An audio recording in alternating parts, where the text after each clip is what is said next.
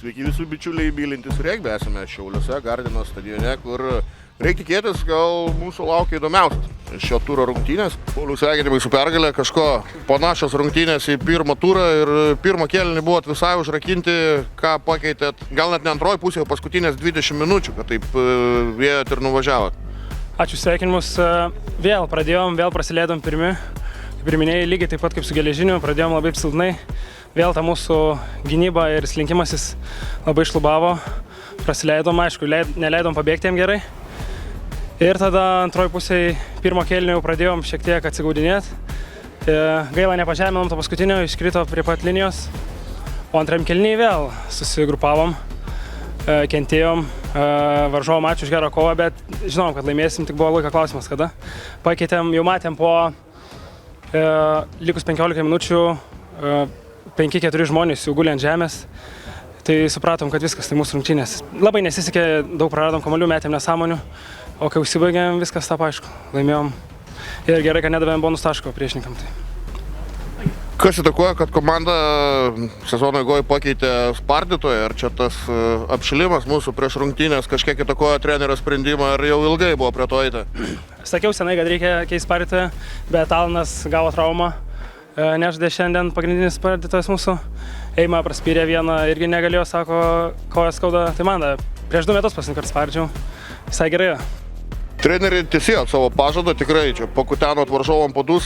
Pirmas kėlinys iš vis nuostabus, visai nedavė Ąžuolo žaist. Ir turbūt gaila, kad į Rūbinį išėjot su tais -2, kas visiškai nebuvo pagal žaidimą. Ne, žiūrėkit, jeigu mes į Rūbinį išėjom, mūsų apsigynė. Mes susigynėm, aišku, daug baudų turėjom, bet neleidom priešininkam žeminti. Tai ten tos baudos vis tiek yra nepraleistas žeminimas.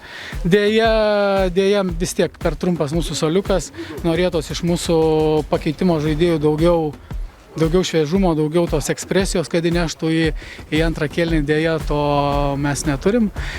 Ko nepasakyčiau apie varžovus, jie visą antrą kėlinį nenuleido tempo, bombardavo mumis ir automatiškai tos jėgos senka, vis daugiau tų vaikščiančių aikštėje daugiau ir galų gale, kaip tas senas maišas, praplyšom. Bet aš manau, mes padarėm didžiulį žingsnį, šiais metais aplamai, jeigu skaičiuojant, čia yra aplamai mūsų antros varžybos, mes antrą kartą visi kartu žaidžiam, tai mes padarėm didelis 2 žingsnius į priekį. Dabar išeinam 2 savaitėm atostogų, sakykime, atostogų taip gal vaizdžiai pasakyta, bet turėsim padirbėti ties fiziniu pasiruošimu, ties gal tokiu mentalitetu, tokiu noru kovoti iki galo, kaip paskutinės minutės. Nes top lygos šiais metais nei vienos silpnos komandos nėra, visi kaunasi, visi žaidžia ir nebėra tų komandų, kurios atvažiuoja su mumis pažaisti, pajuokauti, pažaisti, tinklinį čia paspardyti. Visi žino mūsų sugebėjimus, žino, ką mes galim žaisti, tai ir kaunamės, kaip sakant, kaip priklauso. Ir Ąžuolas švenčia pergalę, galutinis rezultatas 34-18.